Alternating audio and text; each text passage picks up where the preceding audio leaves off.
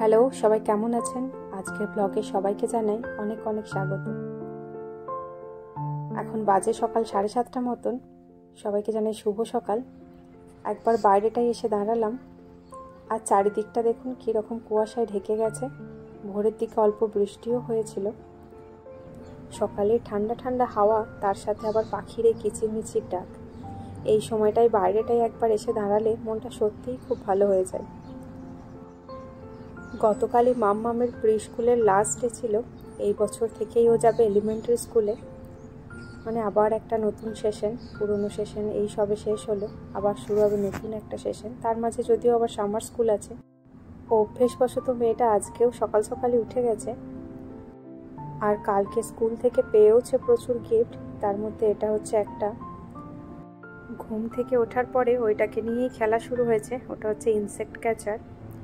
পোকামাকড় ধরে টরে ওটার মধ্যে রাখতে হবে। একটা নিয়ে ধরার, একটা চিমটা রয়েছে। উঠে থেকেই চারিদিকে চলছে পোকামাকড়ের খোঁজ। একবার গাছের কাছে, একবার দরজার কাছে। মনে হচ্ছে একটা পেয়েই গেছে। আজকে আর কোনোভাবেই পড়াশুনো করানোর জন্য বসাতে পারলাম না। দেখেছেন, আবার বাবলটাকে নিয়ে এসেছে। এখন ওটা নিয়ে খেলা শুরু হয়েছে। আজ সকাল থেকে এইসবই চলছে। ও খেলুক, চলুন আমি ভেতরে যাই। কিছুটা রান্না বাকি আছে, এবার ওটা করব। দুপুরের রান্নাটা কমপ্লিট হয়ে গেছে, এবার রাতের রান্নাটা করে রাখছি। আজকে একটু রাতের জন্য চিকেন বানিয়ে রাখবো, রুটির সাথে খাওয়ার জন্যই। সেজন্য একটু শুকনো শুকনো করেই বানাবো চিকেনটা। আজকে সন্ধ্যের দিকে একবার বেরোনোর আছে, তাই এখন চিকেনটা বানিয়ে রাখছি, যাতে আসার পর ঝটপট কটা রুটি বানিয়ে নিলেই হয়ে যায়। প্রথমেই চিকেনে সব মশলাগুলো দিয়ে ভালো করে মাখিয়ে নেব। এখানে আমি দিলাম একটু আদা বাটা, একটু রসুন বাটা, একটু গোলমরিচের গুঁড়ো, আর একটু ধনে গুঁড়ো দিয়েছি, নুন দিয়েছি, কাশ্মীরি লঙ্কার গুঁড়ো। হলুদটা দিতে ভুলে গেছি, দাঁড়ান একটু হলুদটা আগে দিয়ে দিই, তারপর আর একটু ভালো করে মাখিয়ে নেব। মাত্র অল্প কয়েকটা দিনের মধ্যেই ঠিক হয়েছে নিউ ইয়র্ক ট্যুরের।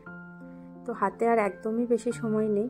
টিকিট, হোটেল এইসব বুকিং তো হয়ে গেছে, কিন্তু শপিং সেইভাবে করার সময় পাওয়া যায়নি।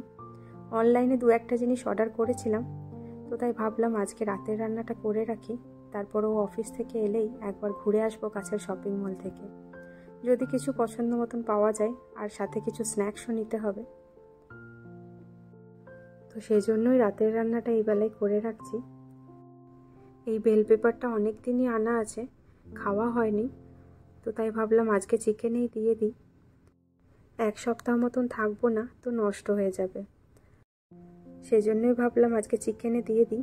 এরকমভাবে চিকেনের সাথে বানালে খেতে বেশ ভালোই লাগে, রুটি দিয়ে। আর আজকে দুপুরের জন্য বানিয়েছি মাছের মাথা দিয়ে মুগের ডাল, আর সাথে বেগনি। পেঁয়াজগুলোও কুচনো হয়ে গেছে, 2টো লঙ্কা চিড়ে নিলাম। এবার চলুন রান্নাটা বসিয়ে দিই।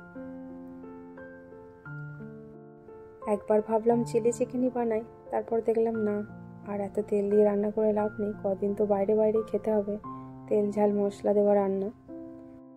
তো সেজন্যই ভাবলাম একটু এরকমভাবে বানিয়ে নিই।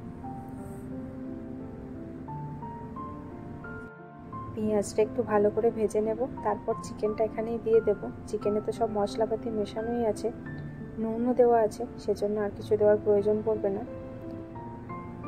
আর চিকেনটা দেওয়ার পরে ক্যাপসিকাম দিয়ে দেবো, আর একটু টমেটোও দেবো। পেঁয়াজটা ভাজা হয়ে গেছে, এবার চিকেনটার মধ্যে আমি দিয়ে দিচ্ছি, আর সাথে বেল পেপার আর টমেটোটাও দিয়ে দেব। দিয়ে কিছুক্ষণের জন্য ঢাকা দেব। জল দেওয়ার প্রয়োজনও পড়বে না, এমনি জল বেরিয়ে সেদ্ধ হতে থাকবে, আর সেরকমভাবে খুব একটা নাড়ারও প্রয়োজন পড়বে না। দিয়ে দিয়েছি সব কিছু, চলুন ভালো করে মিশিয়েও নিয়েছি। এবার ঢেকে দিই। ওদিকে মেয়েটা কি করছে আরেকবার দেখি। ওকে স্নান টান করিয়ে দিয়েছি, দেখেছেন, তারপর আবার এসে পোকামাকড় খুঁজতে বসেছে। সকাল থেকে গাছগুলোর কাছে কতবার গিয়ে যে দেখেছে যদি কোনো পোকামাকড় পায় সেই ভেবে। কত জল বেরিয়েছে দেখুন, এই জলেই আস্তে আস্তে সেদ্ধ হয়ে যাবে। ওই ইনসেক্ট ক্যাচারটা খেলনা হলেও বেশ ভালোই।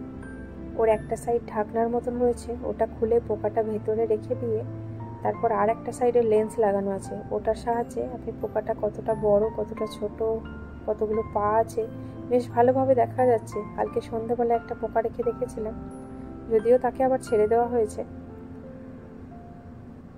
কথা বলতে বলতে রান্নাটা আমার হয়েই গেছে, ঢেকে রেখে দিলাম। এবার গিয়ে দুপুরের খাবারটা খেয়ে নিই, তারপর একটু রেস্ট নিয়ে নেব, তারপর আবার বিকেলের দিকে বেরোতে হবে।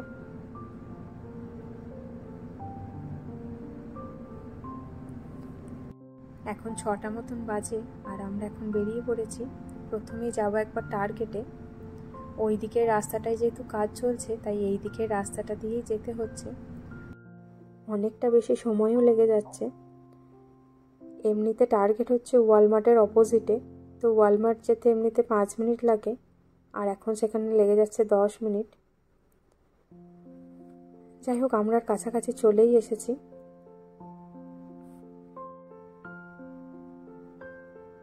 এই যে দেখুন, বাঁ সাইডে দেখা যাচ্ছে ওয়ালমার্টের লোগো, আর ডান দিকে ওই যে রেড সার্কেল রয়েছে ওটা হচ্ছে টার্গেটের লোগো। তো আমরা এখন ডান দিকেই টার্ন নেব।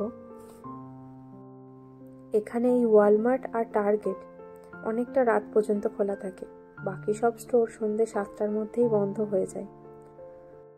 তো চলুন, ভিডিওটাও আজ এই পর্যন্ত।